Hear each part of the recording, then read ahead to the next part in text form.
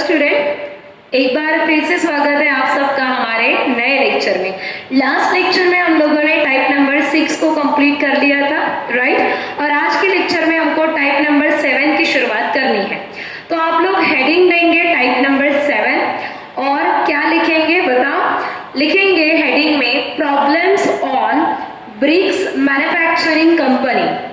Problems on bricks यानी इटे, ज्याला आपण मराठीत काय म्हणतो? विटा म्हणतो, विटा है ना। तो इटे, तो problems on bricks manufacturing company, ये आपको हेडिंग डालना है, ठीक है।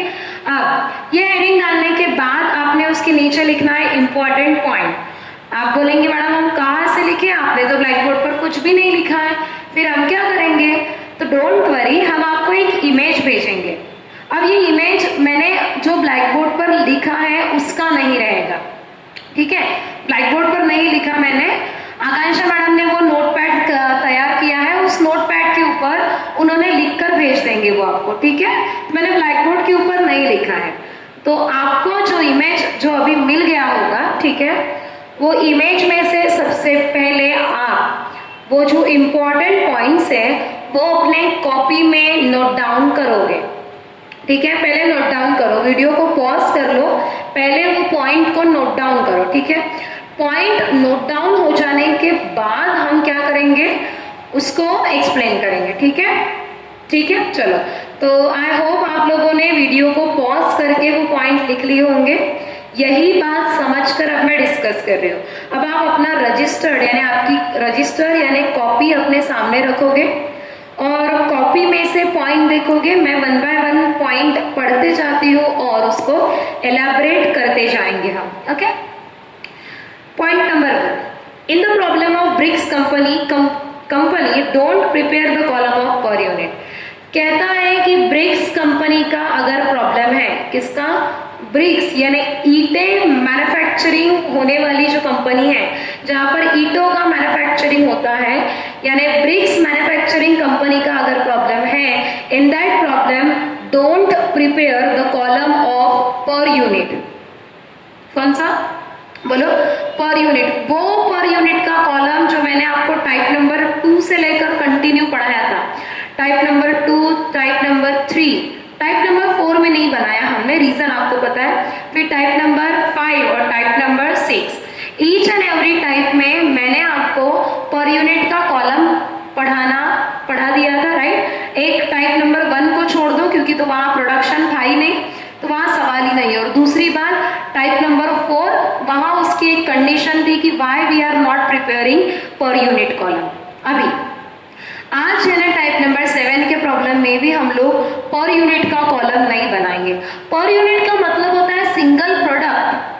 पर यूनिट यानी सिंगल प्रोडक्ट का जो एक्सपेंडिचर है वो उस पर यूनिट के कॉलम में हमको पता चलता था। मान लो 5000 डस्टर है, तो वो 5000 डस्टर में से एक डस्टर बनाने के लिए ये एक को ही हम बोलते हैं पर यूनिट।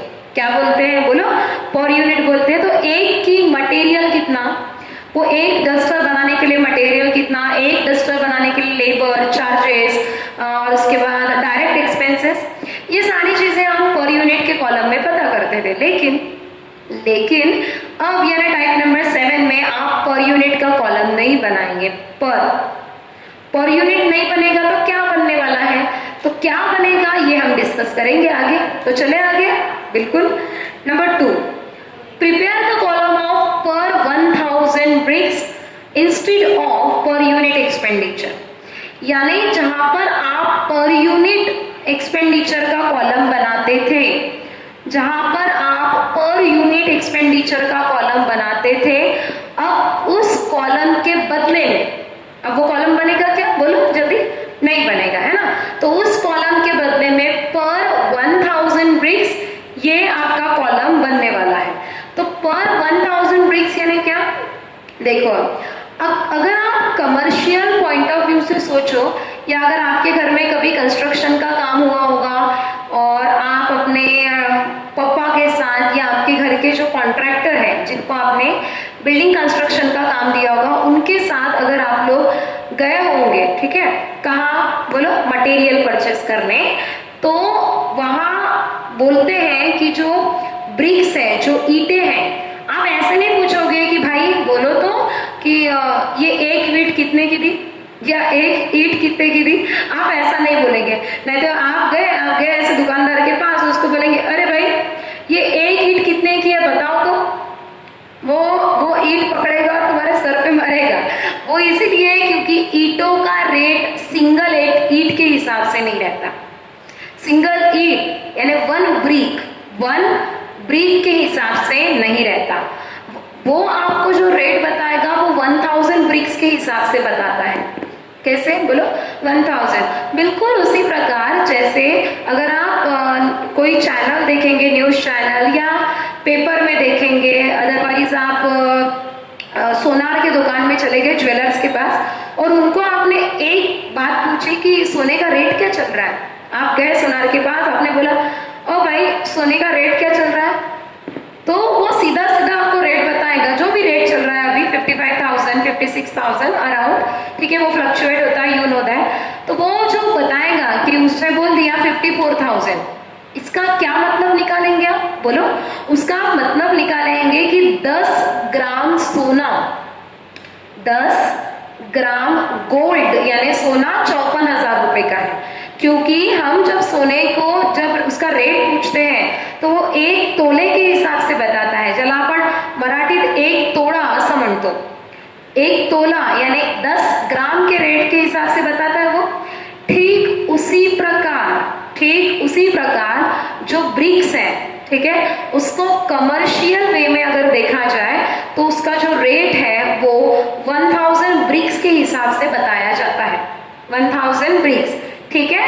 बिल्कुल उसी प्रकार रेती का रहता है। आप बोलेंगे रेती 1000, नहीं, वो फीट के हिसाब से मिलती है। आपको पता है वो ट्रक के अलग अलग साइजेस रहते हैं, छोटा ट्रक, बड़ा ट्रक, और एक जो बड़ा आता है उसको हम डोजर ऐसा कुछ तो भी बोलते हैं, तो उसके हिसाब से उसका रेट लगता है, ठीक है। अब तो रेती के रेट बहुत ऊपर पहुंच गए हैं, 30-35 हजार तक चला गया है वो। एनीवे, हमारा वो मैटर नहीं है। मैटर क्या है, मुझे बस आपको इतनी सी बात आपके दिमाग में डालनी है कि अगर ब्रिक्स मैन्युफैक्चरिंग का प्रॉब्लम है तो ब्रिक्स मैन्युफैक्चरिंग के प्रॉब्लम में पर यूनिट एक्सपेंडिचर का कॉलम आप लोग नहीं बनाएंगे। किसका कॉलम नहीं बनाएंगे? पर यूनिट एक्सपेंडिचर का कॉलम नहीं बनाएंगे। तो क्या करेंगे बोलो? तो हम पर 1000, ये 1000 क्या है? आंकड़ा है, 1000 ईंटें पर 1000 ब्रिक्स का कॉलम हम बनाएंगे। इतना सा चेंज है, याद रखेंगे आप बोलो? हाँ बिल्कुल याद रखेंगे। आगे number 3, generally commercial transaction of BRICS will be in the form of per 1000 units oblique per 1000 bricks. Okay, next number 4, if wastage of bricks is given in the problem, अगर वेस्टेज ऑफ ब्रिक्स दिया है, आप बोलेंगे wastage यानी क्या? तो ईंटों का जब मैन्युफैक्चरिंग होता है, ठीक है, अब ईंटों का मैन्युफैक्चरिंग कैसा होता है? वो भट्टी में होता है, ठीक है। अब आपको वो बताने की जरूरत नहीं, वो हमारे प्रॉब्लम से भी रिलेट नहीं करता। एक बहुत बड़ी भट्टी रहती है, ठीक है, वो भट्टी में ईंटों का मैन्युफैक्चरिंग प्रोसेस होता है, उसका एक लंबी चौड़ी प्रोसीजर है, फिलहाल वो डिस्कस करना जरूरी नहीं है, ठीक है। फिर अगर वो वेस्ट होता है, कुछ ईंटें रहती हैं जो बनाते समय ही टूट जाती है, यानी वो बन गई और वो ठीक तरीके से उसको हीट नहीं मिली, क्योंकि भट्टी रहती है तो वो भट्टी में उन ईंटों को क्या मिलती है? हीट मिलती है। हीट मिलने से वो पक्की बन जाती है, ठीक है। तो उसको अगर प्रॉपर हीट नहीं मिलता तो वो टूट जाती है, टूट गई यानी वो वेस्ट हो गई। आप टूटा माल खरीद के लाते हो क्या बोलो? आप ऐसा तो नहीं कि ईंट है तो वो दुकानदार तुमको बोलेगा भाई ये एक ही ईंट है पर इसके ना 3 टुकड़े हो गए, तुम लेके जाओ कोई प्रॉब्लम नहीं। आप बोलोगे क्या? हाँ दे दो कोई प्रॉब्लम नहीं हमको, ऐसा करोगे क्या? बोलो नहीं। आप तो यही चाहोगे ना कि आप जो रॉ मटेरियल खरीदे अपने घर के काम के लिए वो अच्छा रहे, राइट। सो अगर आपके प्रॉब्लम में वेस्टेज ऑफ ब्रिक्स दिया है, क्या दिया है? वेस्टेज ऑफ ब्रिक्स दिया है, तो उसका क्या करेंगे? वेस्टेज समझ गया। ईंटें बनाते बनाते अगर कुछ ईंटें टूट जाती है, ईंटों का मैन्युफैक्चरिंग करते करते ही कुछ ईंटें टूट जाती है, ठीक है, ड्यू टू व्हाट, किस कारण से, हीट कम मिलने की वजह से। हीट अगर उनको कम मिल गई तो वो पक्की नहीं बन पाती, कच्ची रह जाती है, ठीक है, टूट जाती है। फिर आगे देखो, if wastage of bricks is given in the problem then it should be deduct from gross production. अगर वेस्टेज ऑफ ब्रिक्स आपके प्रॉब्लम में दिया है तो इन दैट केस आप उस वेस्टेज को माइनस करेंगे ग्रॉस प्रोडक्शन में से। ग्रॉस प्रोडक्शन कुछ भी रह सकता है, 1 लाख, 10 लाख, 1 करोड़, कुछ भी रह सकता है। उस ग्रॉस प्रोडक्शन के अमाउंट में से वेस्टेज माइनस करेंगे आप, ठीक है। तो वेस्टेज माइनस करने के बाद जो मिलेगा वो रहेगा आपका नेट प्रोडक्शन या फिर नेट आउटपुट, जिसको हम बोलते हैं नेट प्रोडक्शन या फिर नेट आउटपुट, ठीक है। अब आगे देखो, removal of overburden. Removal of overburden is the item of expenditure and it should be add in factory cost. Overburden का रिमूवल है। Now what is mean by overburden? देखो, ईंटों का प्रोडक्शन हो गया तो वो भट्टी के आसपास ही वो लोग ईंटें रखेंगे, तो वहां पर अगर बहुत ज्यादा ईंटें जमा हो गई तो फिर बाकी की ईंटों का प्रोडक्शन करने में हमको तकलीफ जाएगी, हाँ या नहीं? बोलो यस। तकलीफ जाएगी तो आप क्या चाहोगे? आप ये चाहेंगे कि भट्टी के आसपास जो भी मटेरियल पड़ा हुआ है, जो भी ईंटें मैन्युफैक्चर हो गई है, उनको मैं थोड़ा साइड में रख देता हूँ। साइड या इन द सेंस आपका गोडाउन होगा तो आप वहां रखेंगे, जहां पर भी, पर आप भट्टी से उसको या भट्टी के आसपास की जगह आप क्या कर देंगे? फ्री कर देंगे, राइट। अब सो इसको क्या बोलते हैं? रिमूवल ऑफ ओवरबर्डन बोलते हैं। क्या बोलते हैं? Removal of overburden. तो वो उस ओवरबर्डन को रिमूव करने के लिए ये जो एक्सपेंडिचर लगेगा, ये एक्सपेंडिचर आप कहाँ लिखेंगे? ये लिखेंगे आप फैक्ट्री ऑन कॉस्ट में, ठीक है। ये एक नया पॉइंट है, ध्यान रखेंगे, क्योंकि इसके पहले ऐसा आइटम नहीं आया। सुना क्या आपने? इसके पहले हमने 6 टाइप पढ़ लिए, पढ़े या नहीं पढ़े? जल्दी बोलो, पढ़ लिए ना। तो वो जो 6 टाइप हमने पढ़े, कुल मिलाकर 6 टाइप में किसी भी प्रॉब्लम में ये पॉइंट नहीं आया था। कौन सा पॉइंट? रिमूवल ऑफ ओवरबर्डन का। ये पहली बार आएगा और ये जनरली ब्रिक्स कंपनी के ही प्रॉब्लम में आपको देखने को मिलेगा। तो ये किसका आइटम है? बोलो एफ, यानी फैक्ट्री ऑन कॉस्ट का। बढ़े आगे? यस मैडम, बढ़ो आगे। हो गया, 4 ही तो पॉइंट थे, कंप्लीट हो गया। देखो रिवाइज कर लेते। पहला पॉइंट था कि ब्रिक्स कंपनी के प्रॉब्लम में पर यूनिट का कॉलम आप नहीं बनाएंगे। दूसरा, पर यूनिट कॉलम के बदले में आप पर 1000 ब्रिक्स का कॉलम बनाओगे। तीसरा तो वही था कमर्शियल पर्पस के हिसाब से। और चौथा था कि अगर वेस्टेज देते हैं आपके प्रॉब्लम में, इन दैट केस आप ग्रॉस प्रोडक्शन में से उसको माइनस करेंगे। और लास्ट था कि अगर रिमूवल ऑफ बर्डन ये पॉइंट आपके प्रॉब्लम में आता है तो उसको फैक्ट्री ऑन कॉस्ट में आप लिखेंगे। कहाँ लिखेंगे? फैक्ट्री ऑन कॉस्ट में, ठीक है। बस 5 इंपॉर्टेंट पॉइंट थे, हो गए कंप्लीट। आई होप आप लोगों ने लिखे होंगे। लिख लो, नहीं तो बोलेंगे हाँ हमारे मोबाइल में सेव है, लिखने की क्या जरूरत है। ऐसी गलती नहीं करना, ठीक है। जब भी ऑफलाइन क्लासेस होंगी, ईच एंड एवरी पॉइंट आपके कॉपी में लिखा है या नहीं लिखा, ये सबसे पहले चेक होगा, ठीक है। तो बी ऑनेस्ट विथ योरसेल्फ, खुद के साथ ऑनेस्ट रहो और वो पॉइंट प्लीज नोट डाउन कर लो, ठीक है। चलो, अब ये हमारा टाइप नंबर 7 का इंट्रोडक्शन हो गया है। इंट्रोडक्शन के बाद इसका हमको आज ही अभी के लेक्चर में एक प्रॉब्लम हम स्टार्ट कर देंगे, ठीक है। देखो प्रॉब्लम नंबर 42 देखेंगे, पढ़ लेते हैं। From the particulars mention under prepare a cost sheet, यानी नीचे जो आपको पर्टिकुलर्स दिए हैं, इन शॉर्ट जो आपको नीचे इंफॉर्मेशन दी है उससे आपको कॉस्ट शीट प्रिपेयर करनी है, ठीक है। आगे, prepare a cost sheet of BRICS works showing cost and profit, यानी ऐसी आपको स्टेटमेंट बनानी है जहां पर कॉस्ट और प्रॉफिट दोनों चीजें शो होती होंगी। इन शॉर्ट आपको कॉस्ट शीट बनानी है। मार्किंग स्टार्ट करें, बोलो जल्दी करें। हाँ, प्रोडक्शन वेजेस यानी प्रोडक्टिव वेजेस, लिख लो वहां पे प्रोडक्शन वेजेस यानी प्रोडक्टिव वेजेस। मार्किंग करते हैं क्या हम? नहीं करते। आगे कोल, कोल आप बोलेंगे कोल कैसे मैडम, कोल से तो ईंटें हमने नहीं देखी। क्यों? ईंटों का दो प्रकार आता है, एक रेड कलर की और एक ग्रे कलर की। आता है ना? हाँ, आप बोलेंगे आता तो है पर वो तो सीमेंट से बनती है। कुछ परसेंट मटेरियल उसमें सीमेंट का रहता है। सीमेंट कैसे बनता है बोलो? ऐश में से। ऐश किससे बन गई? कोल में से। ऐश मतलब ऐश्वर्या नहीं, ऐश यानी कौन बोलो? राख। ठीक है, कोल दिया है, मटेरियल का पार्ट है, मार्किंग नहीं करेंगे। रॉयल्टी, हमेशा आपको एक बात समझाई है कि कई बार होता है डायरेक्ट एक्सपेंसेस का आइटम क्लियर कर देते, बोलेंगे डायरेक्ट एक्सपेंसेस और 10-5 हजार उसका अमाउंट देके वो फ्री हो जाते, लेकिन डायरेक्ट एक्सपेंसेस में आने वाले आइटम भी आ सकते हैं, बताया है इसके पहले।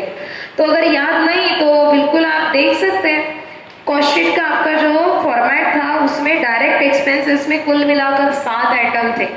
कितने थे? 7, जिसमें पहला रॉयल्टी, फिर एक्साइज ड्यूटी, उसके बाद architect fee, cost of die, special colour and rectification of defectives. ये पॉइंट भी आ सकते हैं, या फिर सीधा सीधा बोलो आपको डायरेक्ट एक्सपेंसेस के नाम से भी आइटम दे सकते हैं। अभी ऐसा नहीं दिया, उन्होंने आपको रॉयल्टी दिया है, ठीक है, मार्किंग नहीं करोगे। Depreciation plant and machinery F. Capital outlay उसने बोला है, कैपिटल आउटले का मतलब है मशीन में कैपिटल कितना लगा, इन शॉर्ट मशीन की कीमत हो गई वो। रिमूवल ऑफ ओवरबर्डन आ गया आइटम जो हमने अभी इंपॉर्टेंट पॉइंट में डिस्कस किया था। रिमूवल ऑफ ओवरबर्डन है एफ। उसके बाद work overhead F, office overhead O. लिखा है ब्रिक्स मेड, बॉक्स में डालेंगे उसको, बॉक्स में डाल दो। ब्रिक्स मेड यानी ये प्रोडक्शन है, क्या है? प्रोडक्शन। ब्रिक्स सोल्ड यानी ये सोल्ड यूनिट है। स्टॉक ऑफ ब्रिक, ब्रिक यानी क्या? अब ये ब्रिक्स मैन्युफैक्चरिंग कंपनी है तो वहां ब्रिक्स दिया है, स्टॉक ऑफ ब्रिक्स यानी वो क्या है? ब्रिक है, मतलब ईंटें है, मतलब वो फिनिश्ड गुड्स है। I repeat, bricks manufacturing company का प्रॉब्लम है ना? हाँ, तो यहाँ स्टॉक ऑफ ब्रिक्स दिया है तो ऑब्वियसली ब्रिक्स मैन्युफैक्चरिंग कंपनी में फाइनल प्रोडक्ट या फिनिश्ड प्रोडक्ट क्या रहेगा? ईंटें ही रहेंगी ना। ऐसा तो नहीं कि ब्रिक्स में क्या फाइनल प्रोडक्ट तो चेयर्स आएंगी, ऐसा है क्या? नहीं ना। फिर ब्रिक्स मैन्युफैक्चरिंग कंपनी का प्रॉब्लम है तो फिनिश्ड प्रोडक्ट ऑब्वियसली ब्रिक्स ही रहेंगे। तो आपको जो स्टॉक दिया है वो है स्टॉक ऑफ फिनिश्ड गुड्स का। किसका? स्टॉक ऑफ फिनिश्ड गुड का। देखेंगे स्टॉक ऑफ ब्रिक 1 जनवरी 2019 यानी ये opening stock of finished good है। क्या है? Opening stock of finished good. और स्टॉक ऑफ ब्रिक ऑन 31 दिसंबर 2019 ये है क्लोजिंग स्टॉक ऑफ ब्रिक्स। ठीक है, हो गया। मार्किंग करेंगे क्या? नहीं, ओपनिंग क्लोजिंग के ऊपर हम हमेशा से मार्किंग नहीं करते आए हैं। ठीक है, चलो अब ना मैंने आपको एक पॉइंट बॉक्स में डालने के लिए कहा था, आपने बॉक्स किया? हाँ, अब पढ़ेंगे। वो बोला है ब्रिक्स मेड क्या है अमाउंट? 1 करोड़। क्या है? 1 करोड़। 1 करोड़ 1,52,284। फिर से बोलो, 1 करोड़ 1,52,284। ये आपका प्रोडक्शन है, ये आपका ग्रॉस प्रोडक्शन है। ठीक है, आगे उन्होंने ब्रैकेट में क्या बोला है? Allow for waste. क्या बोला है? अलाउ फॉर वेस्ट बोला है यहाँ पे। ठीक है, देखो ब्रिक्स मेड बता दिया था 1 करोड़ 1,52,284 था। हाँ, बोला क्या है? अलाउ फॉर वेस्ट यानी ये वेस्टेज का परसेंटेज है।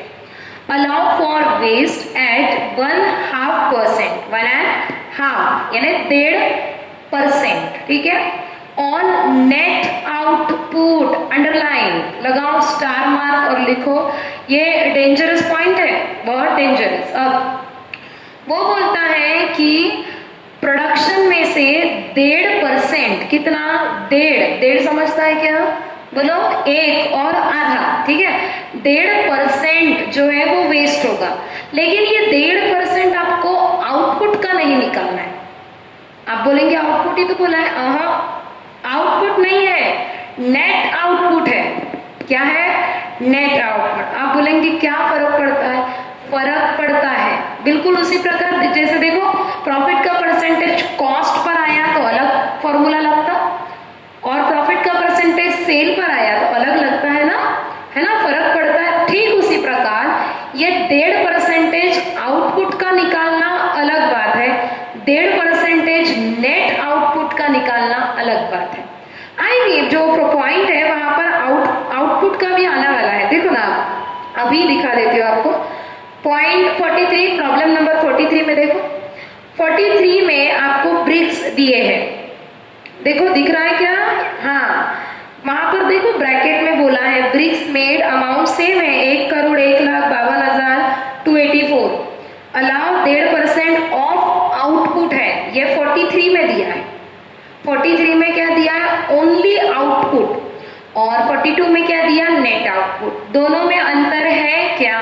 बोलो हाँ, अंतर है। ठीक है, क्या है, कैसे कैलकुलेशन करेंगे मैं बता देती हूँ। देखो ध्यान दो इधर, ये है हमारा वर्किंग नोट नंबर 1, लिखा है कैलकुलेशन ऑफ नेट आउटपुट। क्या निकालना है हमको? नेट आउटपुट निकालना है। क्योंकि जब मैंने आपको इंपॉर्टेंट पॉइंट पढ़ाया था उसी समय बोला था कि अगर आपको वेस्टेज दिया है, क्या दिया है? वेस्टेज दिया है, तो वो वेस्टेज ग्रॉस प्रोडक्शन में से, प्रोडक्शन का दूसरा नाम आउटपुट है, हाँ ये भूलो मत, ग्रॉस प्रोडक्शन में से आपको वो क्या करना है? वेस्टेज माइनस करना है। देखो अब मुझे ग्रॉस प्रोडक्शन पता नहीं कितना है, पता नहीं है, हम फिलहाल ये ऐसा अज्यूम कर रहे हैं। मान लो कि ग्रॉस प्रोडक्शन 100 है, मान लो, मानने के लिए बोला है, मान लो कि ग्रॉस प्रोडक्शन 100 है और वेस्टेज 1.5% तो आया, ये कितना? 1.5। तो नेट आउटपुट कितना आएगा? एक मिनट, ये नेट आउटपुट लिखना चाहिए था यहाँ। नेट आउटपुट कितना आएगा बोलो? 98.5, 98.5। ठीक है, अब ये 98.5 आ गया, ये है आपका नेट आउटपुट। आउटपुट यानी प्रोडक्शन, आउटपुट यानी प्रोडक्शन। ठीक है, सो ये नेट आउटपुट है 98.5। अब रखेंगे आप इक्वेशन, क्या रखेंगे? जल्दी बोलो, क्या रखेंगे? इक्वेशन रखेंगे। कैसे? अगर ग्रॉस आउटपुट 100 है, देखो कैसा था, अगर ग्रॉस आउटपुट 100 है तो नेट कितना है? 98.5। अगर ग्रॉस आउटपुट 100 है तो नेट कितना है? 98.5। और ग्रॉस आउटपुट है 1,01,52,284, तो नेट आउटपुट कितना? ठीक है, देखो 1,01,52,284 मल्टीप्लाई, आप बोलेंगे कैलकुलेटर में वैल्यू नहीं आ रही, ऐसे कैसे नहीं आ रही? 2 कैलकुलेटर लगाओ, 2 में नहीं आती तो 3 कैलकुलेटर आजू बाजू में लगा लो, वैल्यू जरूर आएंगे। ठीक है, सो 1,01,52,284 मल्टीप्लाई 98.5, मल्टीप्लाई 98.5 अपॉन क्या करेंगे? 100, अपॉन करेंगे 100 तो आएगा ये आपका जो अमाउंट है, ठीक है, वो कितना आएगा? वो आपका राउंड अप, ये मैंने राउंड अप किया है, वो पॉइंट में आएगा समथिंग 999999 ऐसा कुछ आने वाला है। ठीक है, पर मैंने ये राउंड अप कर दिया। कितना बोलो? ये आया 1 करोड़। आप बोलेंगे इतने काश हमारे पास होते, हम बिल्कुल पढ़ते नहीं है ना। हाँ ठीक है, नहीं पढ़ते तो वो अलग बात है। कितना आ गया नेट आउटपुट? 1 करोड़ आ गया। समझ में आ गई बात? तो ये ऐसा क्यों किया? क्योंकि वेस्टेज का परसेंटेज दिया था। किसका परसेंटेज दिया था बोलो? वेस्टेज का। लेकिन यहाँ एक पॉइंट ध्यान रखो, कोई वो जो वेस्टेज है वो 1.5% नेट आउटपुट का था, इसीलिए ये ऐसा इक्वेशन है। अगर वो नेट आउटपुट का ना बोलते हुए सिर्फ आउटपुट का बोलते तो बहुत ही सिंपल हो जाता, कुछ नहीं। आप क्या करते? 1,01,52,284 का 1.5% देते। ठीक है, पर अभी वो ऐसा नहीं था। अगला प्रॉब्लम आपको होमवर्क मिलने वाला है, आप करोगे उसमें, ठीक है। अब ये समझ गया है कैसे निकाला। ये वर्किंग नोट का इमेज मैडम आपको भेज देंगे और अभी आप ये लिखोगे इमेज भेजने के बाद। तो इमेज में से आपने ये चीजें लिख ली होगी, ठीक है। ये आपको कब लिखना है, कॉस्ट शीट का टेबल बनाएंगे, कंप्लीट 2 पेज का लगेगा। नाउ डिपेंड अपॉन यू कि वो टेबल कितना लगता है, ठीक है, पर हार्डली 2 पेज का लगेगा। उसके बाद आप ये वर्किंग नोट बनाएंगे, ठीक है। और इसके बाद यानी प्रॉब्लम खत्म हुआ क्या, बोलो, आप बोलो तो मैं खत्म कर देती हूँ। हुआ क्या, नहीं हुआ, सिर्फ वर्किंग नोट कंप्लीट हुई है। चलो तो आप इतना करो, बाकी का बचा हुआ पूरा प्रॉब्लम बाकी है हमारा, सिर्फ वर्किंग नोट कंप्लीट हुई है। बाकी का बचा हुआ प्रॉब्लम हम हमारे नेक्स्ट लेक्चर में देखेंगे। तब तक के लिए थैंक यू वेरी मच।